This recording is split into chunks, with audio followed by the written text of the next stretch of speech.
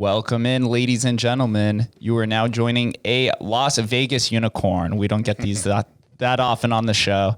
Probably maybe 15 to 20% of the guests are actually born and raised out here. So it's cool to have somebody in here who has shared some of the same growing up and just the relevancy in the city. I'm here with Coltyn Simmons. He is the founder of CustomFit Construction and CustomFit Real Estate Group. Such a hot market in the city and pretty much all across the entire United States, but Vegas majority. So another much preferred and requested episode. So Coltyn, thank you for coming on. Hey, excited to be here. Thank you for having me. Before we get into real estate, which is everyone just loves to talk about, I really want to address this baseball card that was on your Facebook. I was scrolling through your Facebook, and there was a baseball card of Coltyn Simmons, and underneath it said Princeton Rays. So yeah. What was that about? So I went to high school here in Las Vegas at Durango High School. After my senior year, I got drafted to play professional baseball. And the first team I ever played with in the Tampa Bay Rays organization was the Princeton, West Virginia Devil Rays. They've since removed Devil from the name, but back when I first started with them, it was the Tampa Bay Devil Rays. So Princeton, West Virginia was the affiliate of the A-ball, the low A or rookie ball league of the Tampa Bay Devil Rays at the time. So you skipped college completely, went straight to the minors? I skipped college. I didn't, at the time, I didn't see any relevancy of additional schooling.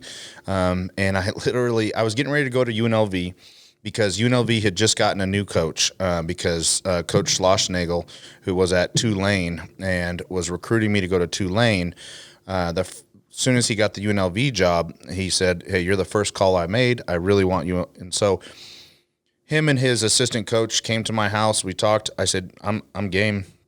So I signed to go to UNLV. But then as it kind of got closer and closer, I was like, I really don't want to do school. But I had met with one of the counselors, and they're like, "Well, what do you want to major in?" And I was like, honestly, whatever will keep me eligible. I really don't. I'm either going to be a professional baseball player or I'm going to own my own business or work for my dad's company. And they're like, "Well, that's not the best way to look at it." I'm like, "Look, I just want to be eligible." So they're like, "All right, communications it is." So that was going to be my major, communications. I had no idea what communications was, but I said, I just want to stay eligible the easiest way possible. And that was the major they put me in, was communication. So I still to this day don't know what that major is, but that's what I was going to do. And then as the summer ball started going, Tampa Bay Rays made me an offer that I just said, I can't refuse that. So I flew out to Princeton, West Virginia. Actually, I flew into, I think, Charleston, South Carolina or something like that. And then you drive up to Princeton. But then that's where I played my first year of professional baseball. And I think I played like 6 years of minor league baseball and then decided, you know what, this isn't for me. At the time, I had a wife and 2 kids, and I was making more money in the off season doing construction than I was playing minor league ball. And I decided, you know what, I think I'm done. So I called Tampa Bay Rays and said, I'm done. Retiring, hanging them up, whatever it is. And I said, all right. And then, so from there, I first started in construction because that's where my dad was. He always had a construction company. And then my mom was in real estate and worked for the school district. So just naturally, I did both real estate and construction. But before I get too far ahead of myself, so basically a friend of mine that I went to high school with sent me a text the other day that was like, "Hey man, I can get your card for $1.40. The only problem is that shipping is more expensive than your card." And he sent me a picture of it, and I was like, $1.40? But it brought back memories, and so I posted it, and I was like, damn, I'm only worth $1.40. That sucks. and that got a lot of comments and stuff. So just reminiscent of the good old days was fun. And so, yeah, I mean, a lot of people say, well, you're lucky. You're in the small percentage that got to play professional baseball. And I agree. It was fun. Looking back now, just like with everything, there's some things I would have done differently. And seeing some of my friends play in the actual major leagues that at the time I was better than or something like that. It's like, man, if I could have done that differently. And I try to take that into business now. I don't want to be, 10, 15 years down the road and think the same thing I think about baseball. Like, if only I would have worked a little harder, or only if I would have made that phone call or done that podcast or, whatever it is, maybe I would be where I wish I could have, always been. So, every day I try to make decisions based on, regret nothing. I'd rather regret it than have never tried. So that's kind of what I live by now.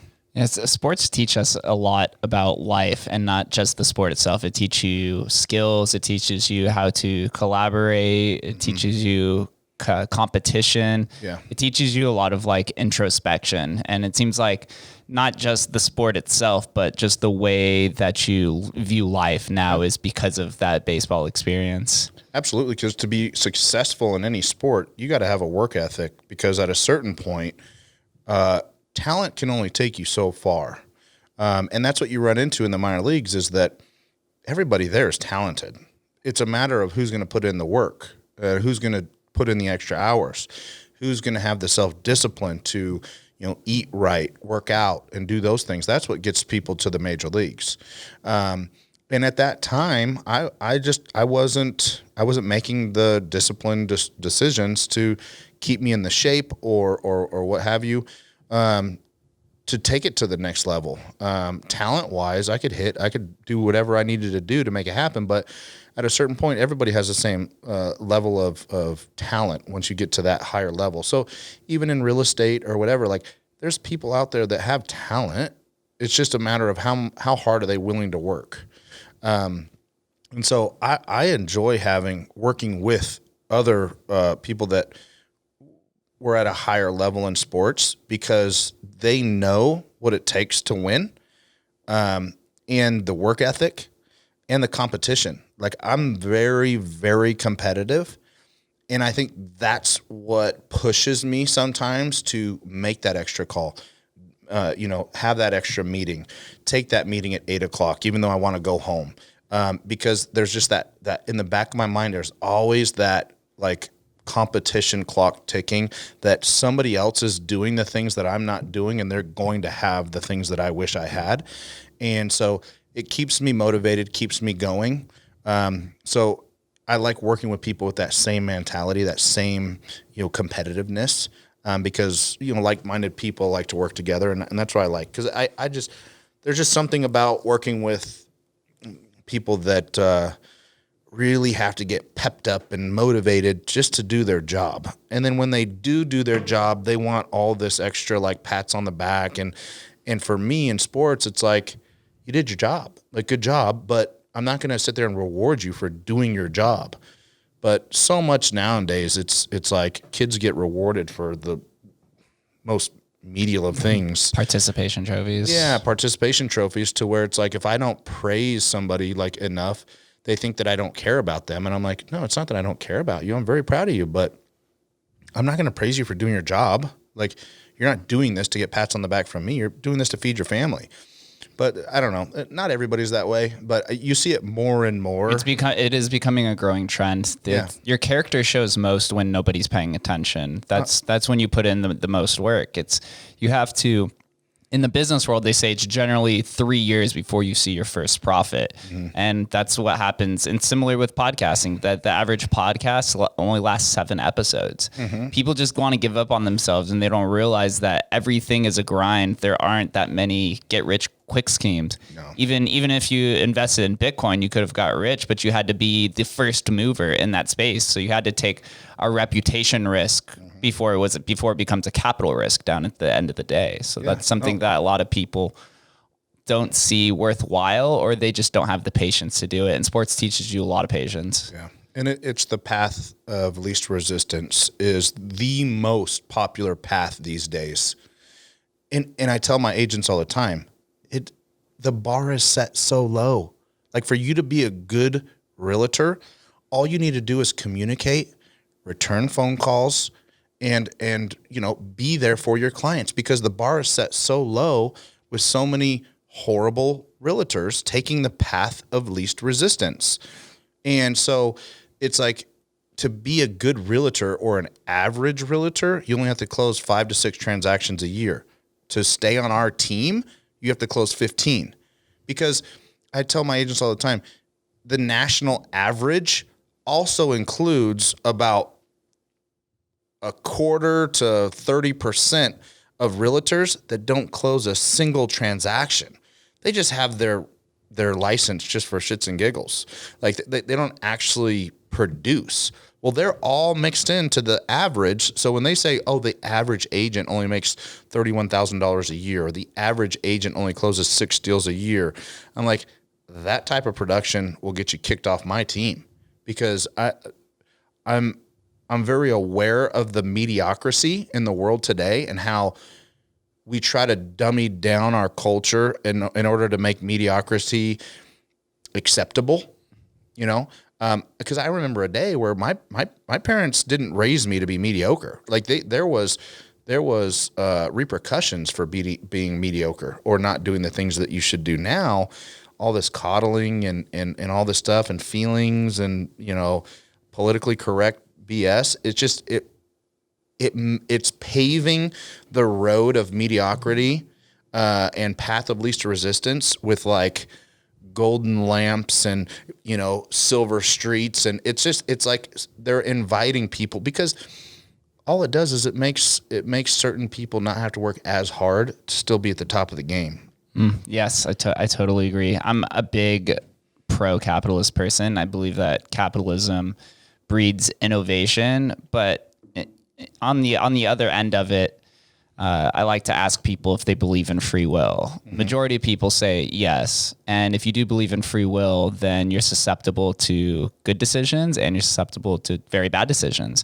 And so therefore there's going to be repercussions that you have to face in life. And a lot of us end up being more susceptible to bad decisions in the beginning, but it's how you grow from those failures, which will lead you to success. And so in society, we do have a responsibility to kind of decrease that friction between bad decisions if they are acting with good intentions. There's some people who just continue to make bad decisions because they're degenerate gamblers and they just don't learn. And then there needs to be repercussions where you're going to be homeless, or you have to go sit in jail, or whatever, your girlfriend leaves you, or whatever the case is. Yeah. So there is a little bit of a friction there, but if you do believe in free will, we're susceptible to our own decision making. Yeah, but that's also the beauty of it all, is that you and your choices put you exactly where you are.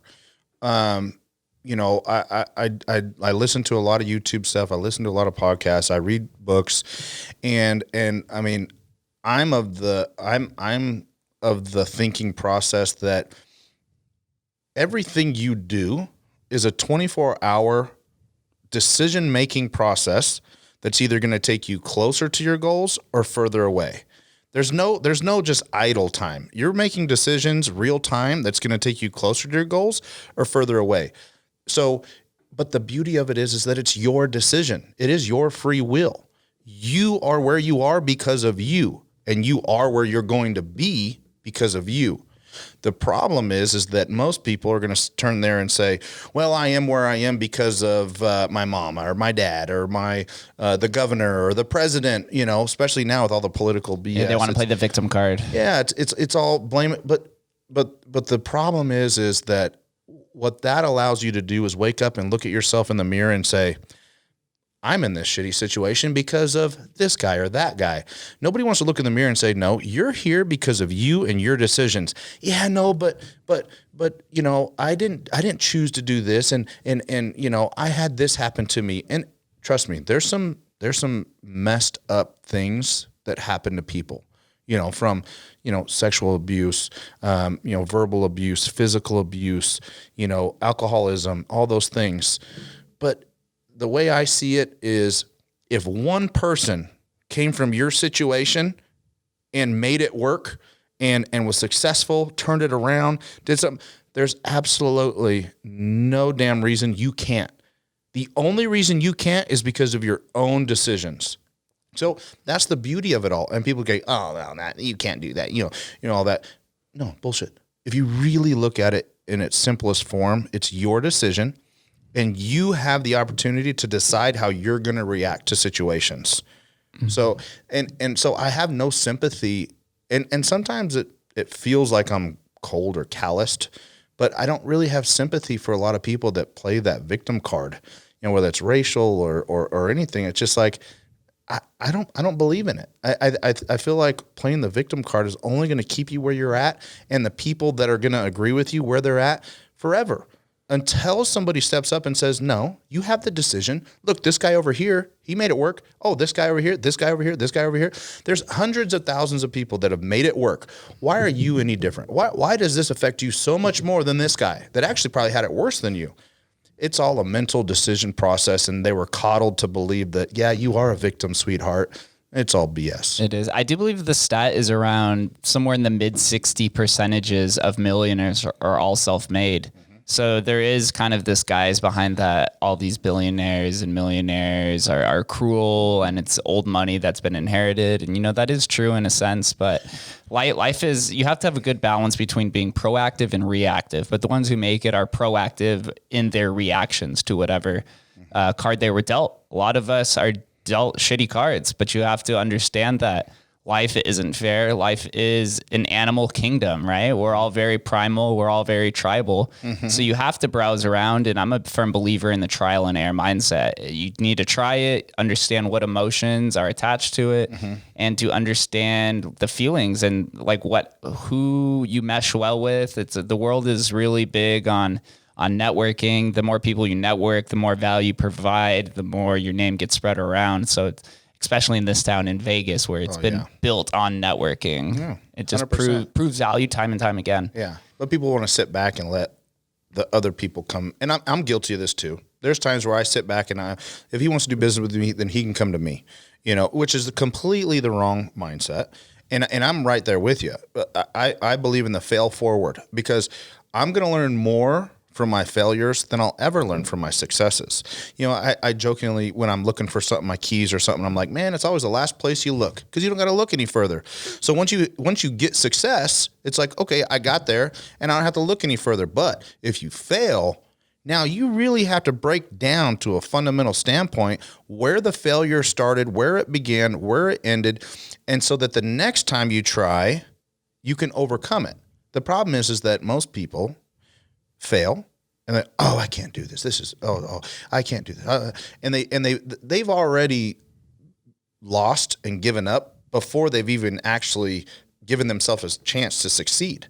There's so many people in the history, Benjamin Franklin, all these people, and it's like you have lists of their failures. There's a quote from Michael Jordan. It's like, I've been trusted to take 300 and shots, game-winning shots, and I've failed every time except for this. And I'm the greatest player of all. It's like, Ted Williams and all these baseball hitters. It's like, out of 10 at bats, I got to hit 4 times. I failed, 6 out of 10 times, but I'm the best hitter in the game. Failure is, I can appreciate failure. So many people are afraid of failure. I love failure, because now that just means I'm getting to the success sooner. I'm knocking on the door of success. Right. Thomas Edison took a shot at over 1,000 light bulbs before he finally figured it out. That's one of the famous quotes with him. It's really, you have to change your perspective on what failure actually is. It's just, it's either a way that you took a shot at something and it didn't work, but more so failure helps you build skills. That's something that I learned on. I read a book that had a big impact on me when I was younger. It was by Scott Adams. It's called How to Fail at Everything and Still Win Big. And it's like, through all of these failures, you need to derive the skills that you prevailed the most in this, whether it's like in baseball, right? Like, even if you were a 200 hitter, you still probably learned teamwork and how to communicate and just like attempts. And so you take all these different skills, and then down the road, maybe you have 4 failed businesses, but now you have 4 unique skills that you could combine together to create something where you find your niche and your industry and you dominate that, and then you grow outwards. And out of all those self-made millionaires you were talking about, I can almost guarantee that a large portion of them came from either absolutely nothing or there was a lot of false starts. There was, I'm doing good. And then they lose it all and they go back and then they build it back up, right? That's why they say that if everybody was given a certain amount of money in the world, it would all end up in the wealthiest hands again, because there's just something to the wealthy that their mind, the way that the mindset works. I mean, Chip Foose, he's a car designer and designs rims and stuff. He's lost his money and made it all back 3 or 4 times, and these millionaires, they just have a knack for just fail, forward. And a lot of them come back stronger. Well, all of them come back stronger from that failure usually, except for some of the ones that, they made it in a way like, oh, I came up with an app design, sold it for, a few $1 million, but what am I going to do with my life? They don't always bounce back. But I think that there's something to be said about work ethic and just having the ability to embrace failure. That is a big part of me and my successes. And the reason why I like to read and listen to podcasts, because I like learning from your failures, his failures, because then it's like I already see what to look for as I'm traveling down that road, right? I love hearing the success stories and the failures of like The Rock and like some of these people. Like I had $7 in my pocket and, my dream of professional football was over, blah, blah, blah. But he bounced back. That's the shit that it motivates me. And especially in times where it's like, oh man, like my bank account's getting low right now, but so many people just give up and it's not an option for me. That's why I focus this show on talking with entrepreneurs. Many entrepreneurs possess the same mindset, but the journeys are just so completely and chaotically different. It's amazing. Most entrepreneurs, you get into the space or the industry. I guess it's an industry now because everyone's an entrepreneur, because you want to provide value. It's most of the time you want to provide value and then you create wealth afterwards. It's not the reverse where your traditional businessman in the 60s, 70s, and 80s, they're in there to make money first. And that's the bottom line. Yeah. With entrepreneur, you want to provide value to society and even to yourself. And then that if you create something great, the money follows, right? Yeah. It's like what they say, if you build, they will come. Yeah, exactly. Field of dreams. If you build it, they will come. And it's like Zig Ziglar used to always say, you help enough people get what they want, you will get what you want, right? And so, providing value to the market, helping others truly and not with your hand out, because people can smell a taker from a long ways away and it doesn't smell good. One of the books that I really love is 7 Levels of Communication. And that's something that's said in that book is that if you're one of those desperate agents that's just like, oh yeah, just sign. I need to sell a house. People can feel that desperation and they can feel that you're just a taker. You're just sitting there with your hand out. Right. And it doesn't feel good. It doesn't sound good. It doesn't smell good. From being on the other side, right? But if my true ambition is to help you get to where you're going, and sometimes that takes me outside of the straight line of sales. But if I can help you get what you want, we're all problem solvers. If I can help you get what you want, then I'm going to inherently get what I want. It may not be directly from you, but I'm a big believer in you get what you put in. So if you put in a lot of effort with somebody and you really go above and beyond, you will get reimbursed. It may not be from that person directly, but you will get reimbursed by being a good person. Like the karma of things. Agreed. Yeah. Authenticity is very important, especially in the real estate market. It seems like you kind of have to, with such a hyper competitive market, you have to kind of find your place and portray what's important to you. Some of the previous real estate guests that I had on, Lacey Cerrone is branded as the Las Vegas gal. And so she supports like small businesses.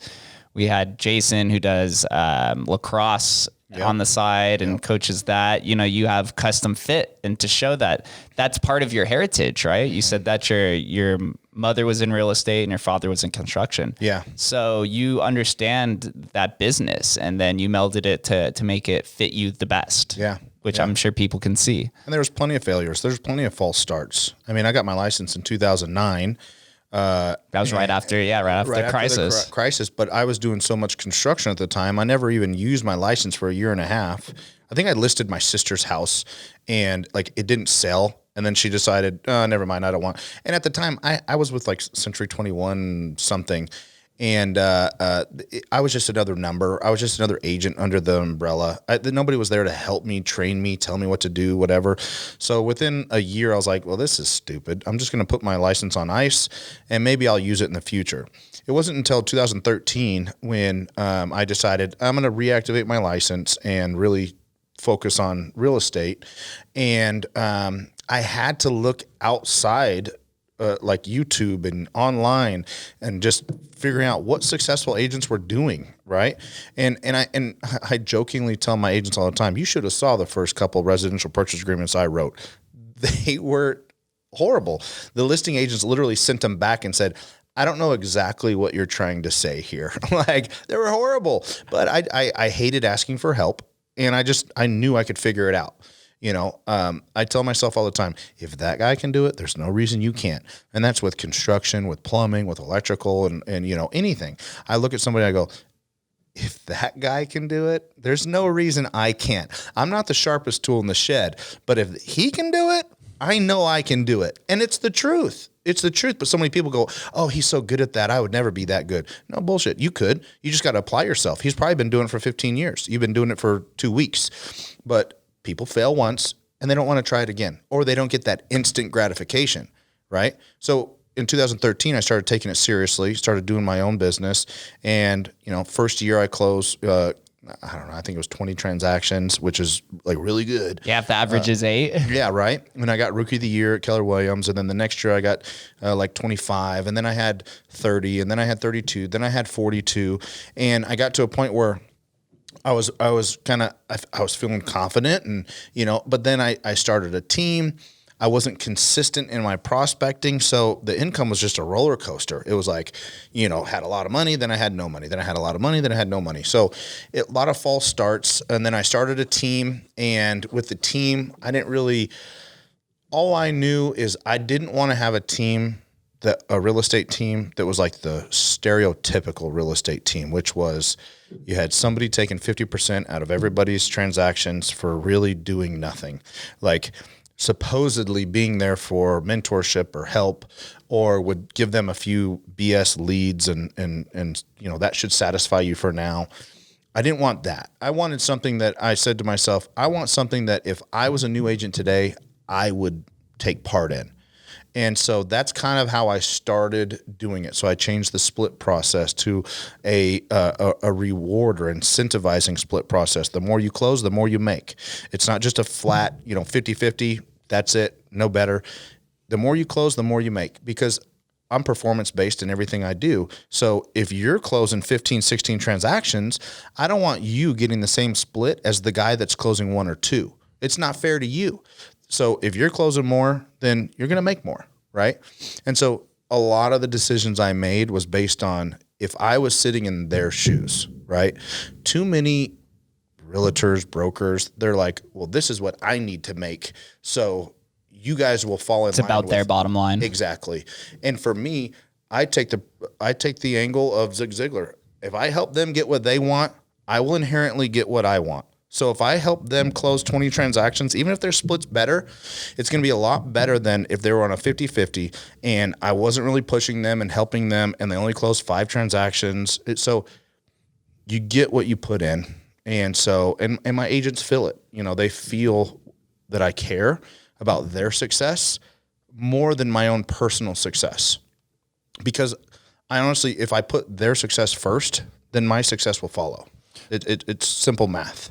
One of the most important traits for a leader to possess is empathy. That's something I talk about all the time. If you're able to put yourself in their shoes, whether it's your employees, family, your audience, community, whatever, then it puts you so much farther ahead of the game, the clients especially as well. Mm-hmm. Yeah, I agree. So it's really good to see. So where does the name Custom Fit come from? Is there a meaning behind that?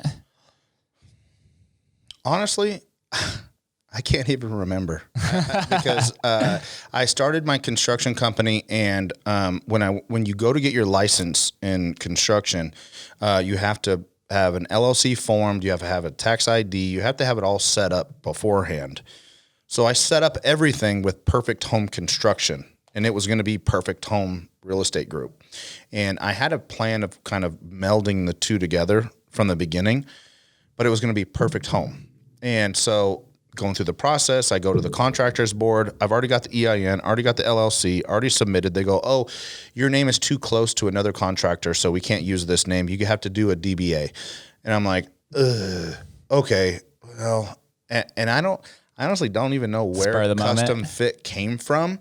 But it's like, you know, we're custom fitting a lot of these people's homes for them. We're custom fitting the process of selling homes and helping buyers with the construction side involved.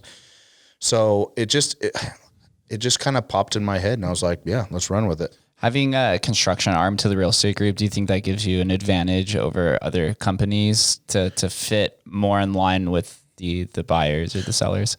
I obviously think that it does. That's why I did it in the first place. And I think that if you really look at it from a fundamental standpoint, you will see the value in it. It's like going car shopping with a mechanic that's going to look under the hood.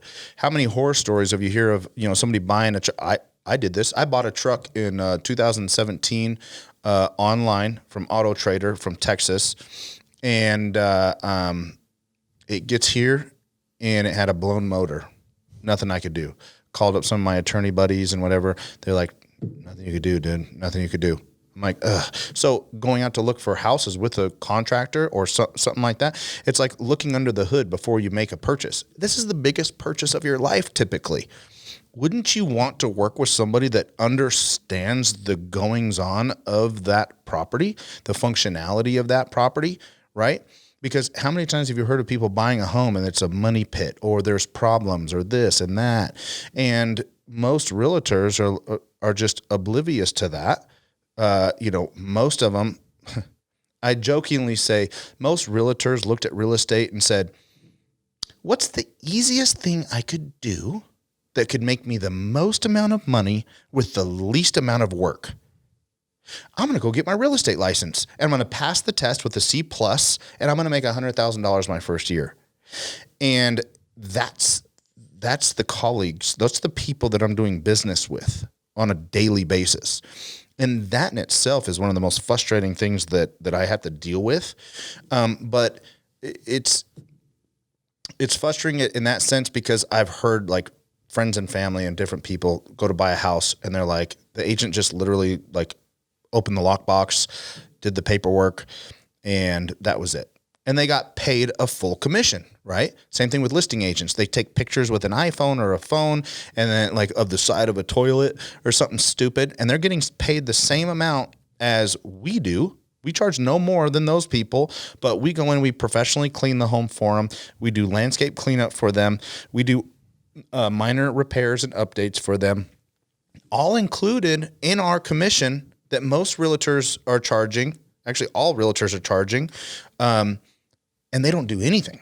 They some of them do professional photography. That's it. Like, we're doing professional drone imaging, professional photography. We're doing videos. We're, you know, all the whole menu, right? And a lot of people ask me, okay, do I have to pay extra for that? No, it's all included. Really? It's almost too good to be true. And I'm like, how? That's why our industry gets a little bit of a bad rap, is because you sell a $300,000 house and you make $9,000 or $7,500 or $8,000, whatever it is. And all you did was open the lockbox and, you know, shuffle a few papers around, and you made that kind of money. That's why our industry gets a bad rap. But if you're there communicating on a regular basis, making sure that the inspections go well, making sure that the home is a good, solid home to transfer to your clients, making sure that you're handling all those things, cleaning the home, transferring the home, repairing some of this stuff for them. Now, when you get paid that, they're like, do I owe you anything extra? It's like, no, you're good. Really? You know, that's the reaction that I like to get. Usually when I see agents, I'm like, they made $12,000 for that. Jeez. Even myself, I think that. And people are like, well, that's how much we've charged for agents. I go, well, that's why Zillow and all these companies started to rise, is because the client and the customer felt like that agent made more money than they should have because you didn't provide enough value, right? So then you have these other realtors that's like, oh, well, then I'm just going to charge 1%. Well, what does that mean?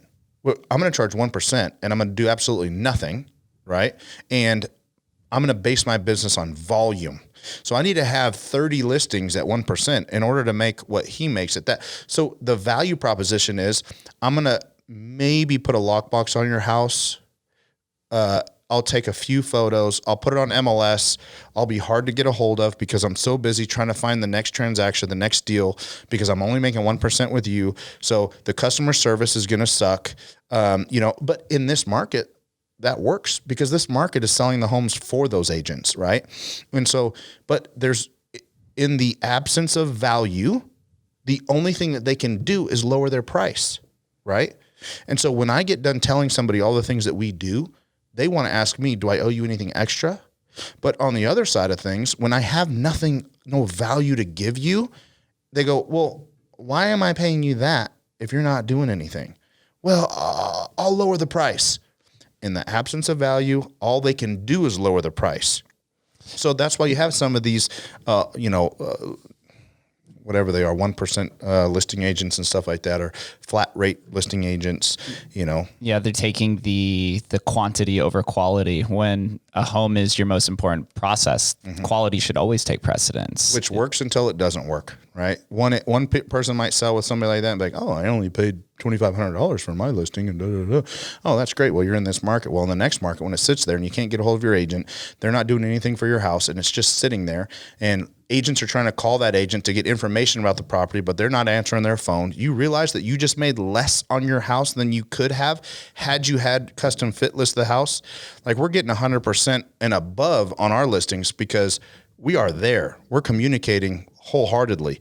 The other houses, it's hard to get showings on a lot of these houses because agents don't answer their phone, and it's a joke. It's sad. It's funny. There's a growing joke within the Las Vegas industry. It's called the evolution of a Las Vegas girl, and there's a meme, and it's like a younger girl, and it says hostess, and then the next picture it says bottle server, and then the third one it says real estate agent. Real estate agent. Real estate agent. Yeah, because a lot of the women, Vegas has some of the most beautiful girls in the entire country. Yeah. And you can use those looks and appeal to sell houses, but sometimes it will come at a cost. Well, unfortunately, that's the talent I was talking about earlier. You have looks. We have some on our team that come from bartending, the nightlife industry, and what have you, and they have the ability to get the attention that most agents would die for. But it's up to them to take the service to the next level. So many of them just rest on the fact I'm beautiful, I'm great, I love, what I do, but the service isn't really there. But then there's other girls that are like, I'm going to take this to a whole nother level. And they do, and they freaking crush it. Like, some of the top producers in the Valley did come from serving, bartending, whatever, but they're hungry. A lot of them get into this business and they're like, what do you mean you're not going to use me as your realtor? It's because they've been pampered a lot of the girls get pampered in the industry, and that's coming from a nightclub background that I see it. But The ones who do put in the extra effort do absolutely crush it. Yeah. So I can see where that misdiagnosis is, because when you're serving bottles at a table, the woman has the busser to generally do all the dirty work. And you're there to literally just sell the product. And so everything else is taken care of by either the busser or the management. But when you're out into the real estate world, you are selling the house, but the additional service requires you to go above and beyond, which they are not used to because they haven't had to do that in the nightclub or bartending or industry world. And they think because they got their real estate license, like the second you get your license, my phone should start ringing. Why isn't my phone ringing? How come don't people know that I have my license and that they should use me because I'm awesome? And what they learn real fast, and the reason why 87% of realtors are out of the business in 2 years is because that phone doesn't ring unless you're bringing value to the market. You might close a couple deals with friends or family, something like that, that would feel guilty if they didn't use you. But that's a short-term gain, not a long-term career. And that's what I'm trying to teach agents that come to our team, is that I'm not here to give you a short-term gain. Sure, if you get some of these leads that I give you and you convert them, phenomenal. That's icing on the cake. What I'm trying to teach you is the long-term gain so that in 10 years, you still have a career in real estate, right? A lot of these teams, they're doing short-term. You just call these leads and just take care of my business. And then in 5 or 10 years, they're like either out of the business completely, or they don't have their own database of business because they've been working on this guy's business at, Joe Malone, real estate group. And everything that they did up until that point was for Joe Malone. And so when they go out under Coltyn, as Coltyn Simmons, people are like, who are you? Oh, I've been in real estate for 5 years. With who? Oh, the Joe Malone group. Oh, can I talk to Joe Malone? So that's why we did the CustomFit name rather than Coltyn Simmons Real Estate Group, like a lot of realtors do. Nothing against that. A lot of successful people using their name.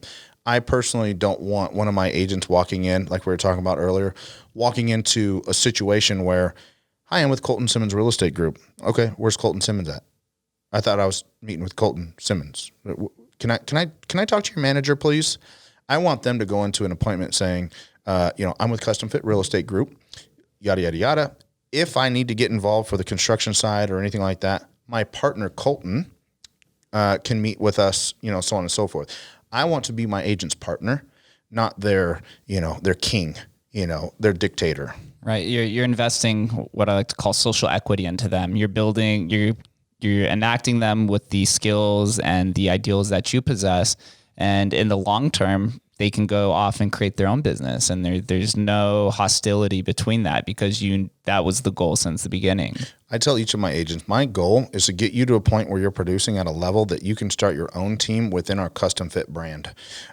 So, you get some buyer agents under you and you start developing your own team within the team, because within the team, you can utilize our construction service, our update before you list service, and a lot of those things that I provide from another angle. And you can start to create your own team within the team. No other teams are allowing people to do that, because the guy that's on top, like a pyramid scheme, is the only one that really matters, right? And I don't want that. Obviously, yeah, I want to make money just like every other entrepreneur. But I want to do it from a full foundation rather than this real slippery slope of, as long as I'm making enough, what they make is irrelevant. And so that's how it all started. It's practicing conscious capitalism. John Mackey wrote a book about this. He's the CEO of Whole Foods, that there's different things within capitalism that you need to understand: your own values, the mission ideals, the philanthropic aspect to it, your employees' values, what makes them interested or motivated to enact whatever skills they can. So it's a perfect implementation. But in terms of the construction business, what type of services are compiled into that? So the construction side is a full service construction company. We do residential remodels. We do small commercial remodels, or they call them tenant improvements, TIs. Residential wise, we can do everything from new build to kitchen remodels, bathroom remodels. Because we're a general construction company, the rule is there has to be 3 or more trades involved.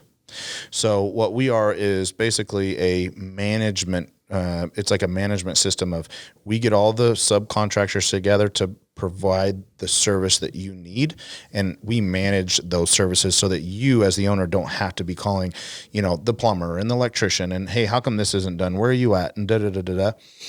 We provide all that and we manage it. We make sure it's done right. We pull the permits. We do all that good jazz. But as a general construction company, I can't go out and only replace your tile floor. I can't only go out and replace a ceiling fan. That has to be the subcontractor themselves. That makes sense. What is the most common, request when you're going in and fixing a house? Is it generally like the kitchen, the bathroom, backyard? Generally, it's going to be home repaint, bathrooms, kitchens. Those are the main ones. And then after that is, flooring throughout the home, backyards. We're doing a lot of additions right now because people are deciding we're going to keep our home. We have a ton of equity. So we're going to refinance, pull out the equity, build that extra room for, the kid or the grandparents or, whatever it is. And so we're doing a lot of those. But generally it's general maintenance and updating, countertops, refinishing cabinets, things of that nature. So since you are a remodel, do you generally work on older model houses? No, as a matter of fact, I was just messaging with one of our agents on the team. Their client's buying a new home, and the company that's selling them the home is one of the big, huge builders here in town, and they want a specific waterproof flooring, and the builder was going to charge them $12,000 to install these floors for them. And so my agent called me and said, hey, can we install these for cheaper? And I was like, well, send me the model number of the flooring. I looked up the flooring, threw cost together. It would cost us about $8,000 to do it. So they said, okay, well, they're just going to have us do it instead of the builder. And so the second week that they get the keys, they're going to give us the keys. We're going to go in and remodel the downstairs flooring. So we're remodeling. I've had people, as soon as they close, give me the keys and say, tear it apart, new homes. Because new home builders are limited in what they can, like their customization, because they're literally eliminating certain lights or switches to make an extra $5 on a home. But if they're selling 100,000 homes, that $5 adds up quick. So, and then they also have subcontractors, and then they make a margin on top of everything. And their margin's usually a lot higher than my margin. For whatever reason, I don't understand. But it's not that they're gouging, but they know that they can get it. They know, because here's the thing. If you remodel your floors with me, you have to pay me for that. Like, you have to pay me the $8,000, right? But if you have the builder do the floors, even though it's $4,000 or more, you can finance that in your mortgage for 30 years and pay an extra $25 a month to have the floors you want. So it's all in the way that you look at things. I've literally never even thought that you could have the builder hold off on certain aspects of a house and then you come in and do it. Well, now they can't hold off, but what they can do, you used to be able to do it what's called a bare floor closing, where they don't put any floors in. But it became a problem on appraisals. So now they have like a minimum. So they're going to close with just carpet and linoleum in the bathroom, the laundry room, and the kitchen, carpet everywhere else. And then that way we can go rip that out really easily. I can pull linoleum back, carpet back like that. The only time that it starts to get a little bit difficult is when it's tile. And if tile is installed properly, it comes out in little tiny pieces.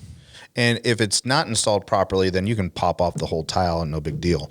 But yeah, there's a minimum standard that they have to close with. I can see that being an issue when you're going to resell it. Mm-hmm. That's a great idea. Literally never thought of that. The bare minimum and the differences between that. Yeah. Where do you see this market in Vegas? There's a lot of questions between the Fed keeping the rates artificially lowered, also with a low inventory and the amount of houses for sale in the valley, combined with the migration of remote workers out into the valley. Do you see this market continuing longer? Is there going to be a dip? What's kind of your outlook on it? I'm not like some realtors that say that they know it all. I have my opinion, but only time will really tell. Now there's two components of this market that really has it burning at a really high heat. And the two things is that right now, although the prices are rising at an incredible rate, because our supply and demand, age old thing is supply and demand, the cost is going to go up. Okay. Well, typically when you're in a market where the prices of homes are going up, that means you're in a strong market. So what happens in a strong market is interest rates start to go up, right? Well, because of the pandemic, interest rates are at an all-time low. They are starting to creep up a little bit because of the strength of the market, but it's at an all-time low. Well, now you got increased prices, all-time low interest rates. So now, even though I'm paying $50,000 more for this house right now, because of the interest rate being 2.5, 3 points lower than it normally would be, that $50,000 is really irrelevant to your payment because the payment is the same as if you were paying $50,000 less. Typically in a market like this, interest rates are going up, up, up, up, up. So the cost to on the payment of that goes up, up, up, up, up. But affordability right now is still at an all-time low because of the interest rate. Now, it's a small window of time, and I don't know how big that window is because two things are going to happen. Number one, interest rates are going to rise. Now, there's this misnomer that the Fed rate is a direct correlation to interest rates. It's not, because interest rates and mortgages are sold on the market. So there's a little bit of a correlation, but there is no direct relation to the Fed rate. That has more to do with your interest rates on credit cards, on car loans, and stuff of that nature. But mortgages are traded. Investors buy them and whatnot. So there is a little bit of a correlation, but not a whole bunch. So the interest rates are going to rise. They're going to rise for the rest of the year. And I would say in about 2 years, we should get back to, the normal 5%, 4.5%, 5%, 5.5%. I remember getting a house and thinking I got a smoking interest rate in 2003, and it was like 6.5%, right? And now if I got an interest rate lower than 3, I'd be pissed. Or no, lower than 3, or above 3, I should say, I'd be pissed because right now we're getting loans at 2.5%, 2.75, 2.87. So I don't know how long that window is going to last. The main thing that is making our market crazy is supply and demand. We've never seen inventory this low before, ever. And even when it did get close to this level, it was when we had 500,000 people living here. Now we have 2 million people living here and growing daily, and we only have 2,200 homes, single family homes on the market, which is creating this 30 offers on properties and just craziness. The only way that that's going to change is if when the moratorium for eviction is lifted, a lot of these property owners that own a home, multiple homes, are like, I'm selling this thing. I'm get these guys out that haven't been paying, and I'm going to sell and I'm going to liquidate, and hopefully this market goes down a little bit and I'll reinvest later or something like that. So when the moratorium lifts, or some of these mortgage forbearances lifts, and they start foreclosure on people, and they're like, oh shit, I better hurry and sell the house because I can't work something out with the bank. The thought is by quarter 3, we're going to see an increase of inventory, which is going to level out the market. And then we'll start to see some prices maybe go down a little bit. But for the foreseeable future,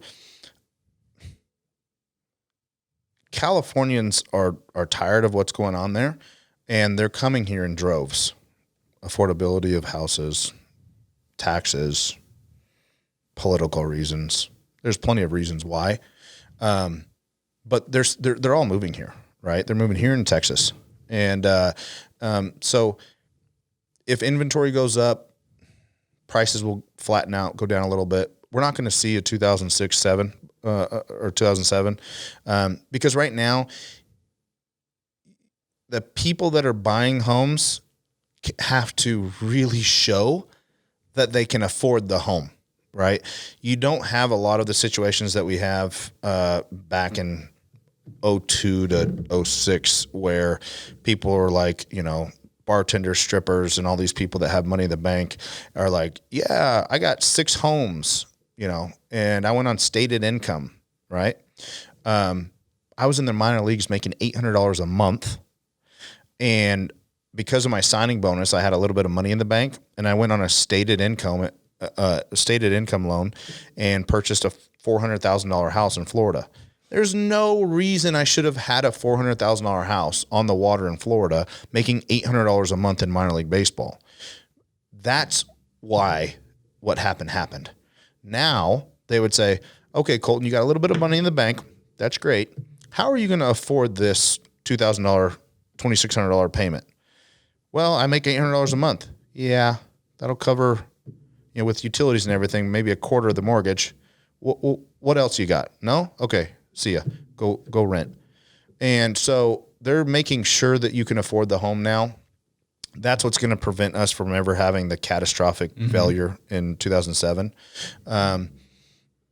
Stock market, I don't know. There's a bunch of... That's just gone off the complete rails. That is a direct relation to the money printing. Yeah. But so if there is an increase in supply of the inventory, will the interest rates go up to counteract that? So interest rates are going to go up. They have to go up. And because the only thing that our government has when a pandemic hits to keep the economy going is make borrowing money cheaper.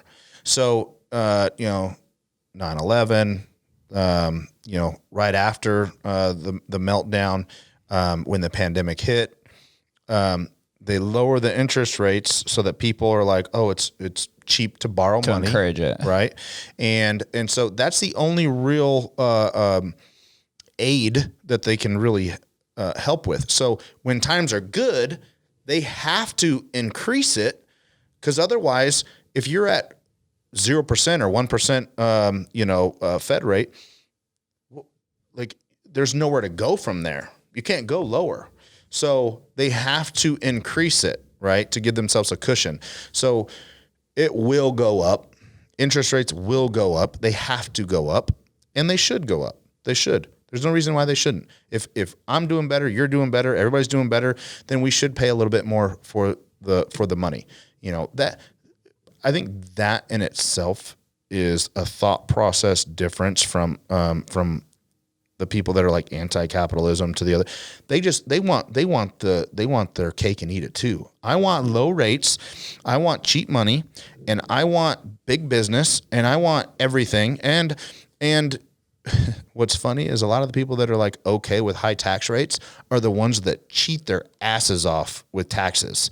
And I've gotten into like heated arguments with people. I'm like, how are you okay with a higher tax rate when you just said you just cheated on your taxes? You lied on your taxes to get a tax return, or you said you didn't make any money last year.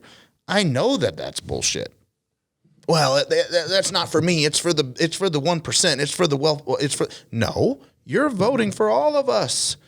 And so that's a whole nother episode. There has to be a counterbalance to it. Exactly. So in terms of an investment thesis, just to make sure I'm right with this, when the rates are lower, it's a better investment to finance it. But if the rates are higher, then it'd be better to put more money down on the house. Would that be a better property management aspect?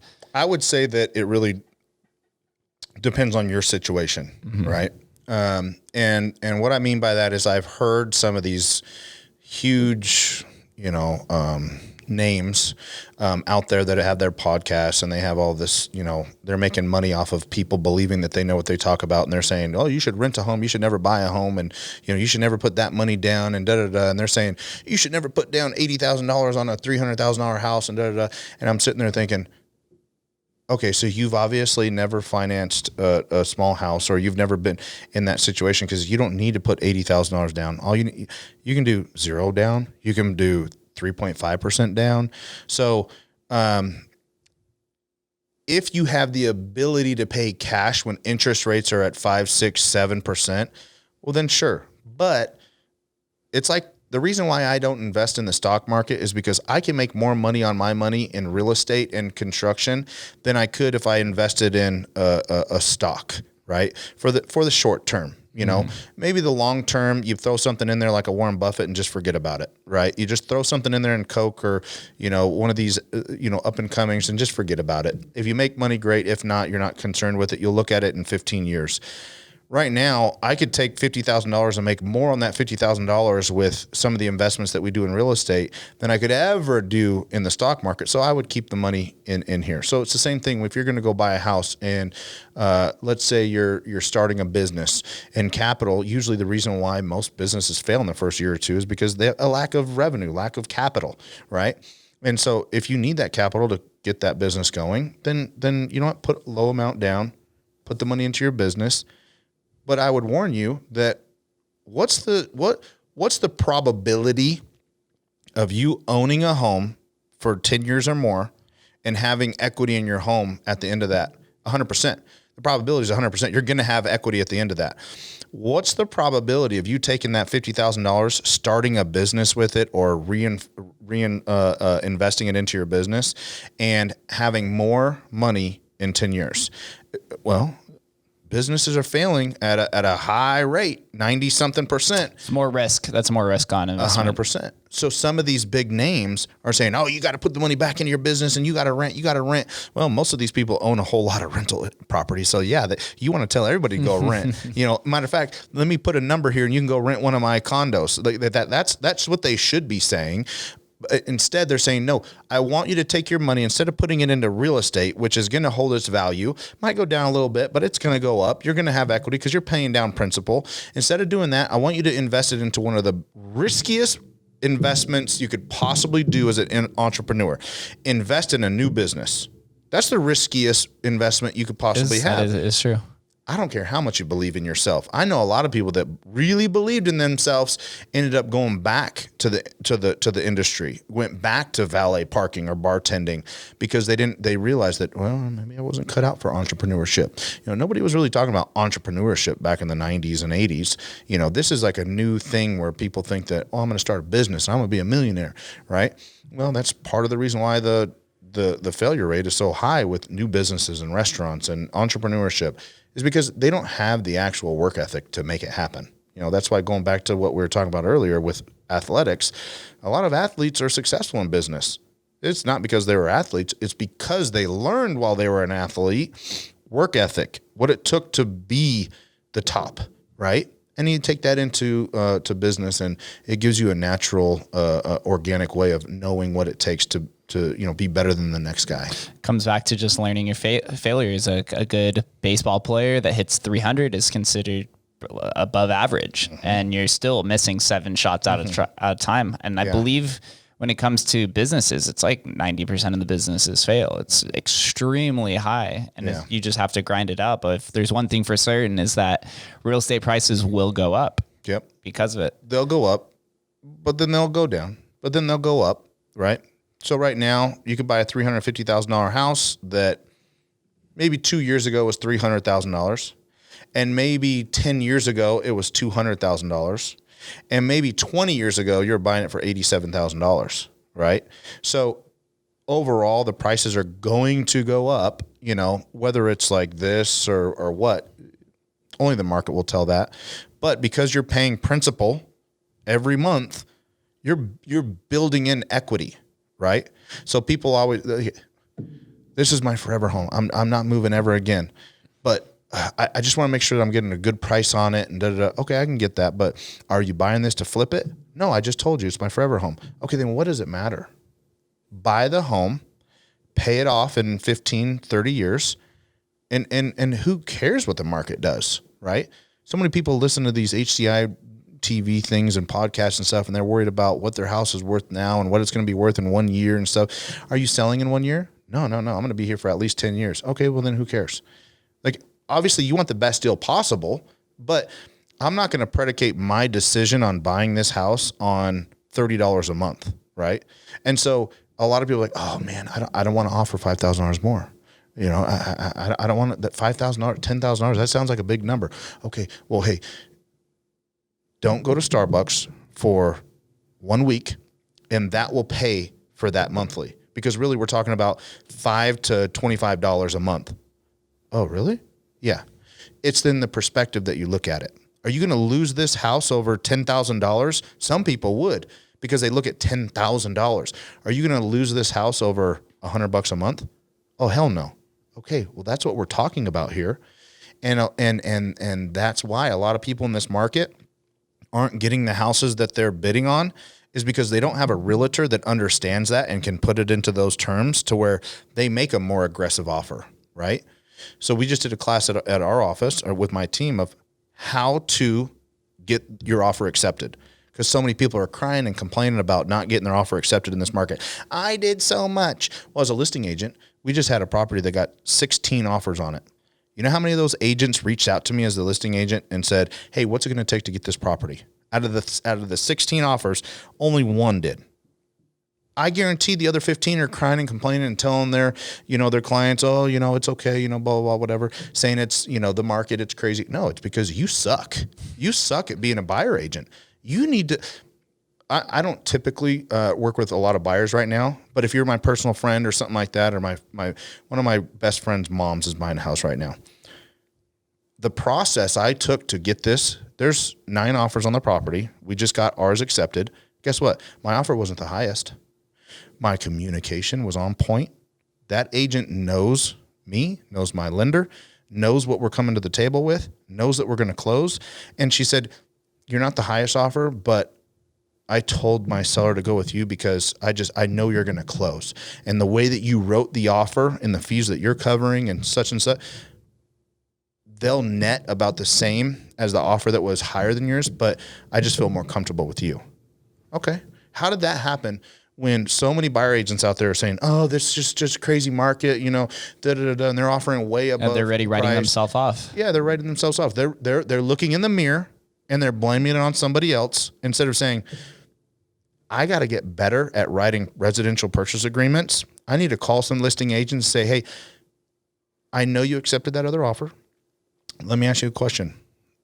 Why didn't you accept ours? And this isn't in a trying to create friction. I just want to learn, right? I want to learn. If an agent called me and asked me that, you know what I'd say? I say, you know what? Here's what it is. And by the way, you want to come join my team? Because that's the type of shit that I want on my team. I want somebody that is ready to learn. Too many agents think they know it all. Too many agents don't want. It's this old saying that I always say is, why don't you just keep your mouth shut and be thought of as a fool, than to open your mouth and remove all doubt. Well, that's the problem with agents is they don't want to open their mouth and be and remove all doubt that I am an idiot. So they're afraid to have a conversation with the listing agent because their fear is that I'll think less of them, right? I already do because you didn't reach out to me. You didn't communicate with me. So reach out to me, learn something, and I'm going to think more of you. No agents are reaching out looking for education, like Pitbull. Ask for money, get advice. Ask for advice, get money twice. If people would take that into account when you're starting a new business or starting in a new industry, ask for advice, right? Don't ask for money. Ask for advice on how to make money, and then take the actions it takes to achieve it, right? We have to normalize feeling vulnerable. It's the only way that you learn. No matter what you do, you're going to suck at it at the beginning, and people are aware of it, but the leaders are looking for those who accept their willingness to not be great in the beginning and learn from those mistakes and skills. It's just right back to the trial and error. Put yourself out there. Luck will eventually find you if you put yourself out there in so many different situations. Mm-hmm. You'd be surprised to how differently people respond to you in terms of your own ideal of how you are perceived by the world. It's crazy. And most of the time people really don't give a shit about you. People think that they're have these TV cameras on them at all times. And if I don't do it right, they're going to judge me, blah, blah. The truth is most people don't give a shit about you. They don't know who you are. They don't care how you do. You're just another person unless you do something really stupid or really amazing. Right. Yeah. And a lot of the people that are doing things really amazing are like me. My first purchase agreement was really, really stupid. Right. Most people, like you said, suck at first, but it's the people that are wanting to and able to and willing to learn that end up being really amazing. Right. Yeah. It's all about consistency, no matter what you're doing, whether you're a content creator, an entrepreneur, a culinary, a cook, anything like that. It's something that life really punched me in the face when I started this podcast. The first 2 episodes had like 150 downloads. By the third episode, it was like 5 downloads in a day. And I was like, wait, what happened? And everyone was like, no one cares. No one, especially if you suck, like people will support you in the beginning, but they want to see that you're consistent. You're consistent in your curiosity. You're consistent in your willingness to feel vulnerable. And eventually it turns into greatness over time. I have an agent on our team that used to be a bartender. And I said to her when she first started, I said, you need to do 2 things. I said, you need to do Tuesday tours, or I didn't even say Tuesday tours. She came up with the Tuesday tours. I said, you need to do a tour of a house every single week, and you need to videotape it and put it out there. You also need to do something around bartending. I don't care if you're making drinks or you're doing, I don't care what it is. Do something to where people are seeing you and you're staying top of mind. I think she's on episode 50 of Thirsty Thursday. She's on episode, 70 something of Tuesday tours. And it's through that consistency that she's just absolutely freaking crushing it. Like she's got 7 or 8 in escrow right now. She's probably going to close 40 transactions this year. But I've asked other agents to do this. I'm like, at this point in time, you should be on, tours with so-and-so 210, but you stopped at 3 because there's no consistency there. And they wonder why the consistency on closing homes isn't there, because it's all 100% about consistency. I talk sometimes about like the 4 C's, and now I'm on the spot, so I got to remember them. It's courage, clarity, consistency, and communication. With those 4 things, you can fucking rule the world. With those 4 things alone, you can rule the world. If you have the courage to talk and ask and put yourself out there, be vulnerable, like you said. You have the clarity to clearly talk to you about what the expectations are and how we're going to achieve this, get this house and do such things. The consistency to go out there and do it on a daily basis and work through the mundane, boring of it all, and you just stay consistent at it, right? And then communicating clear enough and communicating with people effectively enough. One of the problems with real estate agents now is they don't answer the freaking phone. They don't answer the phone. They text you back when you call. Contractors too. No, they don't even text you back. Nothing. Contractors too. I've gotten so many jobs because they go, well, you're the only one that called me back, so I guess the job's yours. And I'm like, okay, well, that was easy, right? The bar's set so low that all you got to do is answer the phone these days, and fog a mirror with your breath that you're alive, and you'll close 10 houses a year. Answer your phone.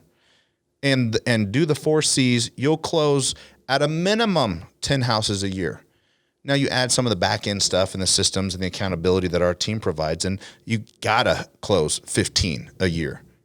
So I think that's kind of the basis of our team, really. It's a perfect culmination. Add one more in there. If you're able to critique yourself too and look at yourself not as you, but just as a product that you have to examine and see where you can improve. Yep. That's also a big component to it. But I know being coachable. Yeah. So we could go on to about 10 C's, but before we get out of here though, I always ask one common question to everybody on their way out. And the question is, what does Las Vegas mean to you? You know, I've gone back and forth on this because I've lived in a lot of places because of baseball and whatnot. And, I guess if you really take it down, at the end of the day, Vegas means home. I've seen it grow. I've lived on the last street on the west side when the last street was Fort Apache, and then when the last street was, Grand Canyon, and the last street was Anasazi. Like, I lived out there when all those things were growing, and I know people that lived out here before anything was west of Rainbow, and I've seen the growth, and I've seen how our community has gotten through a lot of things like, Vegas Strong and some of those things, and we're a transient city for sure, and there's not that real, Southern home feeling, but there's a lot of people here that are just silent caretakers of the Vegas Valley and really care about the community. You may not know it or see it, but there's a lot of people here that care. And I'd like to think that I'm one of those people. I just, when you come home, you get this comfortable feeling when you're home. And that's what I feel in Vegas is you feel that home feeling. And I'm just excited for, some of these restrictions to be lifted and get our city back to work and really get Vegas strong again.